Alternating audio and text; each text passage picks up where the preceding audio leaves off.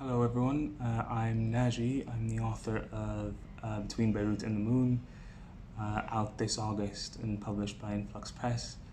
My publishers have asked me to read an excerpt from my novel for you, which I'm honored to do. So thank you for indulging me.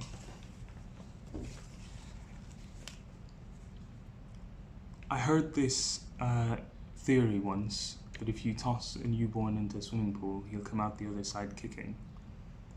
I find that highly improbable. My father, or so I believe, has always been a strong advocate of the theory. Instead of water, however, he chose books, and instead of infants, he chose the entirety of his son and daughter's combined childhoods. In more than one sense, my sister and I have been kicking through books for most of our lives. The idea was that if you exposed a child to literature long and hard enough, he'll grow up wanting to be a writer, a critic, an editor, or the J.R.R. Tolkien Professor of English Literature and Language at the University of Oxford. Of course, I wanted to be an astronaut. Don't be ridiculous, he'd say. Who ever heard of an Arab on the moon? I'll be the first one, I replied, once, instead of taking the usual route of trying to look as non-ridiculous as possible for my father's liking.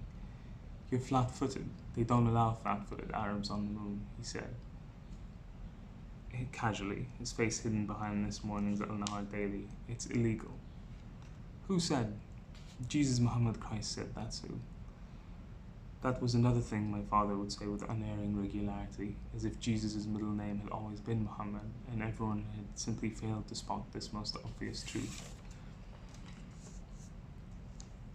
One expected nothing less of a Muslim man who had forged an unholy alliance with a Christian woman against the wishes of his now irritated family and his now pissed off God, whom one would have thought must have known in advance and ought to have had ample time to cope.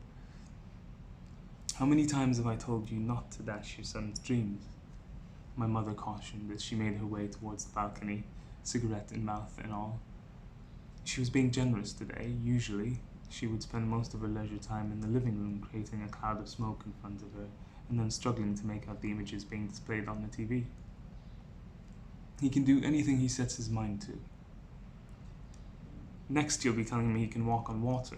God knows we have a hard enough time getting from one country to another without being held back for a cavity search. They'll shove a fucking Hubble telescope, mother and father, up his backside before they let him on that space shuttle, he said. Mother and father is a colloquial term used in Lebanon to express the idea of something whole or complete. For instance, the weight of the explosion knocked the man, mother and father, right out of the window,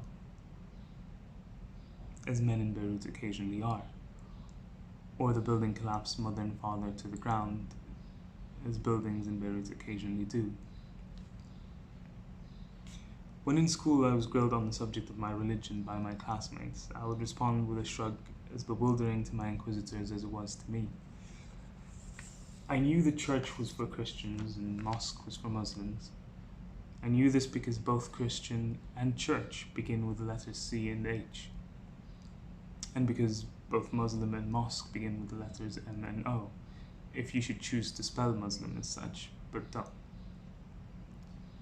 I knew that the mosque was the one that smelled of feet on any given day, but particularly on Friday, and not nice nail-polished lady feet either, but thick-skinned and hairy man feet.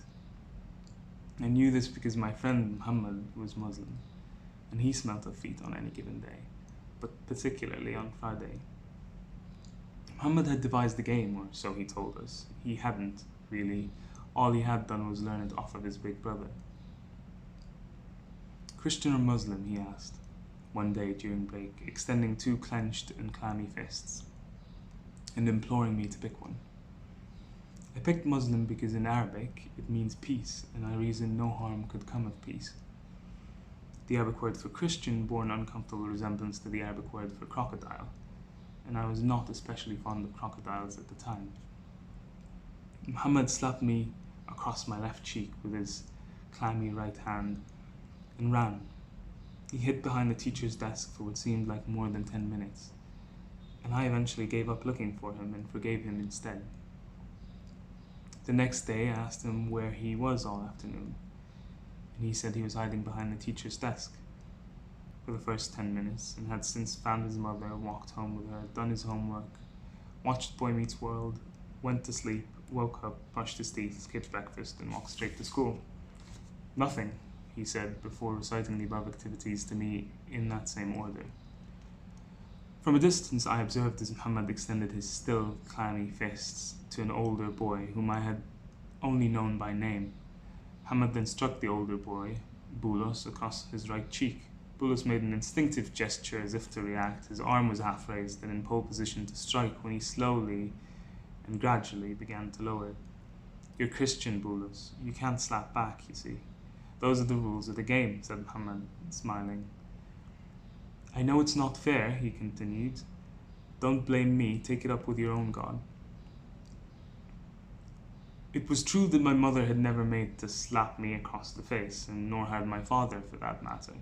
But it was also true the sole of her shoe had narrowly missed the tip of my nose and the top of my head on countless different occasions. Of course, on these occasions, the sole of my mother's shoe had long since left my mother's foot and was making its own pilgrimage from her hand to whichever part of my body it had set out to reach. My mother may have been Christian, but her shoe almost definitely was not Christian. "Am I Muslim or Christian?" I asked my Christian mother over dinner. The family had been sitting before the TV set, each with a tray on his or her lap, for at least half an hour, watching my father's favourite comedy sketch programme, Basmet al-Watan, which literally translates to the death of a nation, or alternatively the smiles of a nation, depending on the manner in which one chooses to read the title. The TV set was old, with vinyl wood varnish and knobs rather than buttons, and my little sister's nimble fingers rather than a remote control. And the story which my parents had upheld thus far was that one of either my sister or I had hidden the remote control somewhere within the house when we were very young and forgotten about it. They had searched for the remote countless times before and were eventually forced to concede that it was lost forever. We, my sister and I, had to pay the price for our mistake by getting up to change the channel every time one of our parents decided they didn't like the program they were watching. As I was almost twice my sister's age at the time, it often fell to her to change the channel. "Technically neither," my father replied absent-mindedly, drawing a stern look from my mother and failing to notice both her stern look and my slightly concerned expression. "Both, Adam," my mother said, seeking to reassure me in some way. "Yes, but if I had to pick one, which would it be?" I asked again. "I heard Buddhism's all right. Try that," my father said, smiling and winking to himself. "How many times have I told you not to confuse your son?" my mother remarked sharply. "I'm only laying out his options in front of him, darling," he replied. The conversation then went in the direction of Buddhism and how they, the Buddhists, worship a short, fat, and bald man who looked remarkably like my Uncle Jamal and who had spent most of his days naked and attempting to lift himself off the ground without the effort of moving his legs. He sounded to me like a more obese version of Jesus, but without the long and fair hair and glimmering blue eyes. Glimmering blue eyes? "Where do you think Jesus was born? Sweden?" my father interjected, now turning his attention away from the TV sets for the first time in the conversation. "Australia," my sister replied, with an air of authority which belied her tender age of 6. "Why Australia, Farah?" my father asked, tugging at one of her ponytails playfully. Only my father called my sister Farah. "It means mouse." "Why not?" she said, adjusting her ponytail.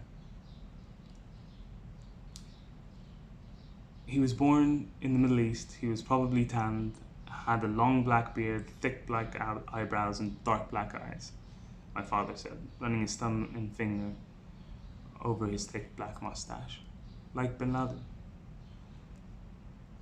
A week or so later, my father dropped me off to school. He leaned over and explained that there were quite a few advantages to being a child of a mixed marriage, chief amongst them the ability to switch back and forth between religions at one's own convenience. So that's it. Thank you very much for indulging me again, and please buy the book.